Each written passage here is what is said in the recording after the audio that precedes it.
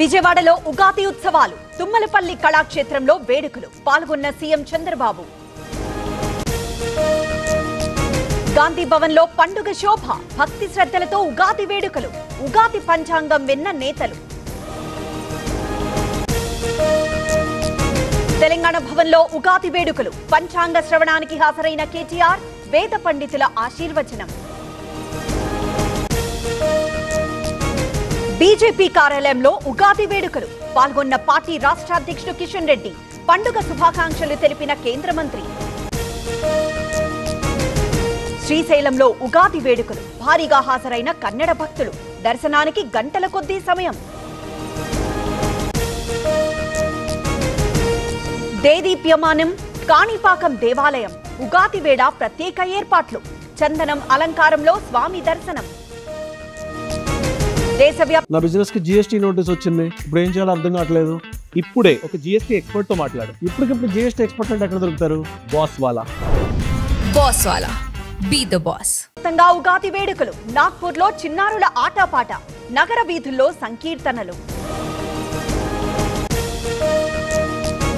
మంత్రివర్గ విస్తరణకు రంగం సిద్ధం. మధ్యాహ్నం గవర్నర్ తో సీఎం రేవంత్ రెడ్డి భేటీ.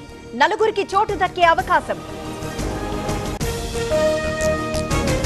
పేదలకు సర్కార్ తీపి కబురు. రేషన్ కార్డుదారులకు సన్నబియ్యం ఇవాళే ప్రారంభించనున్న సీఎం రేవంత్ రెడ్డి.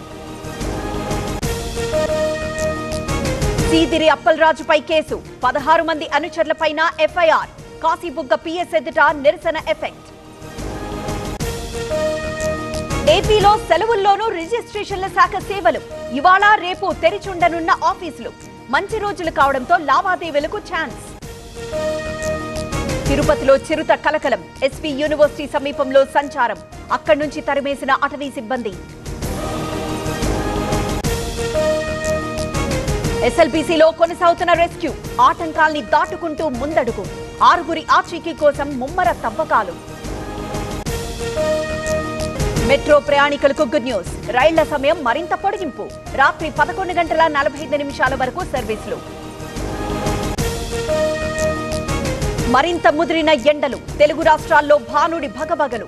పలు మండలాలకు orange alert. Nagpur RSS office కు ప్రధాని మోదీ 11 ఏళ్ల తర్వాత సంఘ కార్యాలయానికి రాక. స్మృతి మందిర్లో వ్యవస్థాపకులకు నివాళులు.